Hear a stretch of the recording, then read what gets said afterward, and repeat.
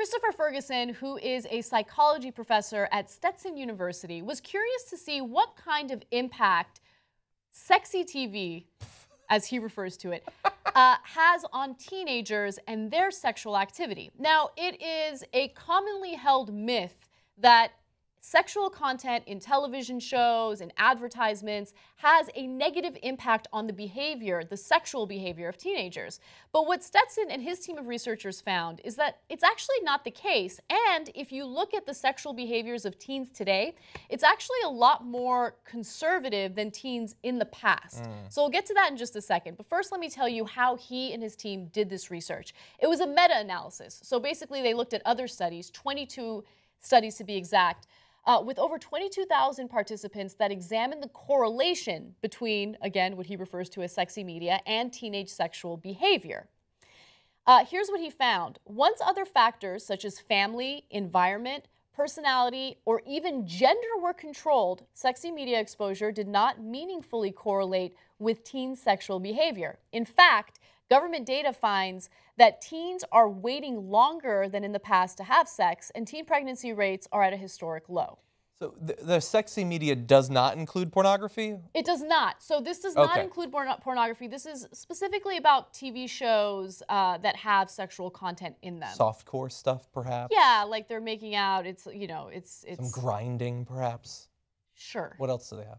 I don't know. I don't know. Yeah, so here's a couple of reasons why I think this shouldn't really surprise us. First of all, because look, when I was growing up, sexy media that's what there was if we wanted to see anything. And so late at night, like a movie would come on and you'd wonder if you're going to get sent to bed or something. That's all you had. But now I can see the craziest stuff anytime I want. Literally, while Anna's talking, if I wanted to, I could be looking at videos. It's that easy. And oftentimes you do. And probably do. But with all of that being available, what does an 18-year-old care about sexy media? That doesn't even affect him. It doesn't even matter anymore. But then also, if you're talking about like waiting longer to have sex, not engaging in early risky sexual behavior, it might be that having access to so much hardcore pornography helps dull the edge on teenage horniness. And now instead of doing all of the hard work, the risk of rejection, of going out and actually getting some, I can just watch the craziest stuff I want.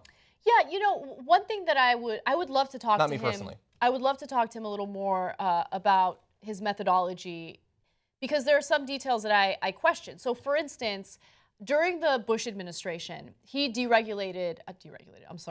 force of habit, usually when I'm talking about Republicans. During the Bush administration, he had defunded comprehensive sex ed. He focused specifically on abstinence-only education, and that increased the rates of STDs and teen pregnancies.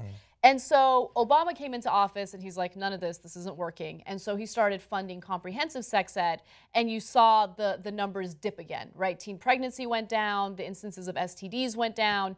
And so I'm wondering if he incorporated any of that into like his cohorts or something like that? Yeah, something like that into his analysis. But again, this is a meta-analysis of 22 other studies, right? That's so I don't know how that all kind of factors in. But one thing that he mentioned that I thought was really interesting is that there tends to be like a chicken or the egg issue with studies like this. So let me give you an example. He says newer models of media use suggest that it is the individuals who consume media, not the media itself, who are the driving agents of behavior. Evidence suggests that users seek out and interpret media according to what they want to get from it, rather than passively imitating it.